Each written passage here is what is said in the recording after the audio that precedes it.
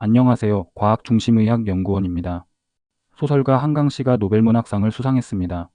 노벨문학상은 작품이 아닌 작가에 대한 수상이라고는 하지만 채식주의자라는 소설이 가장 큰 기여를 했다고 합니다. 저는 문학은 전혀 모르고 채식주의자가 무슨 내용인지도 몰라서 할 말이 없지만 제목을 보고 제가 다룰 만한 주제가 하나 생각났습니다. 바로 육식입니다.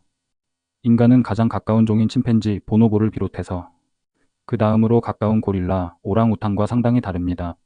족보를 따라 과거로 거슬러 올라가면 2000만 년 전에는 서로의 조상이 합쳐집니다. 그 당시 하나의 종이었는데 시간이 흐르면서 여러 종으로 갈라진 것입니다. 이 종들은 긴팔원숭이, 안경원숭이, 여우원숭이 등과 함께 분류학적으로 영장목에 속합니다. 참고로 말씀드리자면 종속과목학문계라고 아마 학교에서 배우셨을 텐데 분류학은 종을 식별해서 학명을 붙이고 족보에 맞게 분류체계를 정리하는 학문입니다. 인간과 족보가 가까운 영장목의 종들은 모두 채식 위주로 영양을 섭취합니다. 수렵과 채집으로 생존하는 오지의 부족들도 다른 영장류보다 육식 비중이 높습니다. 진화적 관점에서 보면 육식은 인간이 진화하는 과정에서 최근에 발생한 독특하고 고유한 특성입니다. 육식에 적응해가면서 해부학적, 생리학적 변화도 생겼고 행동의 진화 또한 현재의 인간을 디자인했습니다. 인간은 가까운 종들과 달리 육식에 적합한 치아 형태를 가지고 있습니다. 나뭇잎이나 풀 같은 것들로 에너지를 얻으려면 아밀라아제 정도로는 어림도 없고 장 속에 사는 미생물이 소화를 시켜줘야 해서 창자의 길이가 길어야 합니다. 그런데 인간은 상대적으로 짧습니다. 인간의 위는 다른 동물들보다 더 강한 산성을 띱니다. 이것은 죽은 동물을 먹는 종들의 특징인데 부패한 먹이의 미생물로부터 보호하는 장치입니다. 인간의 조상은 지리적으로 침팬지의 조상과 갈라졌는데 우리의 조상이 살던 지역은 기후변화로 숲이 사라지고 사바나 기후의 초원지대가 되었습니다. 열대우림에서는 계절에 관계없이 먹이를 안정적으로 얻을 수 있습니다. 건기와 우기가 뚜렷한 초원지대에서 인류의 조상은 소처럼 풀을 잘 소화시킬 수 있는 복잡한 소화기관이 없었기 때문에 먹이를 구하기가 쉬운 일이 아니었습니다. 우리의 조상은 다른 동물이 먹다 남긴 죽은 동물에서 도구를 이용해 뼈 속에 있는 골수를 섭취했다는 고고학적 증거들이 있습니다. 점차 사냥 기술도 발전했고 가까운 친척 종들과 다르게 달리고 던지는 데 적합한 신체도 갖게 됐습니다.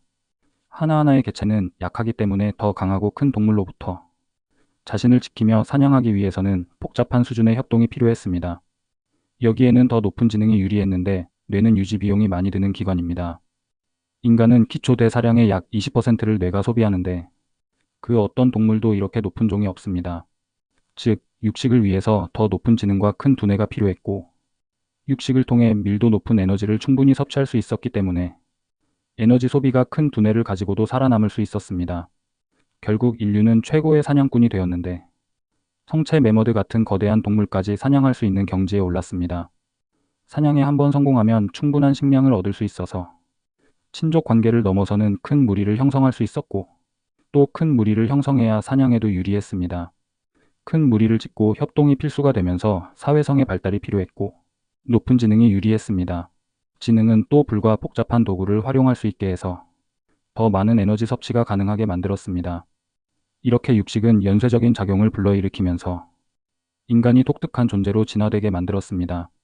동물 생태학에서는 먹이의 분포가 그 먹이를 먹는 종의 분포, 그리고 일부 일처나 일부 다처 같은 번식 구조를 결정하는 중요한 요인이 된다고 여깁니다. 즉, 채식을 하던 조상을 가진 인류가 진화 과정에서 육식 없이는 살 수 없는 환경에 놓이게 되고 육식에 적응하면서 현재의 신체, 독보적인 지능, 복잡한 사회구조 등을 가지게 되었습니다. 인간이 채식주의자라는 문학 작품을 창작하고 소비하는 능력을 갖게 된 데에는 육식이 결정적인 영향을 끼친 것입니다.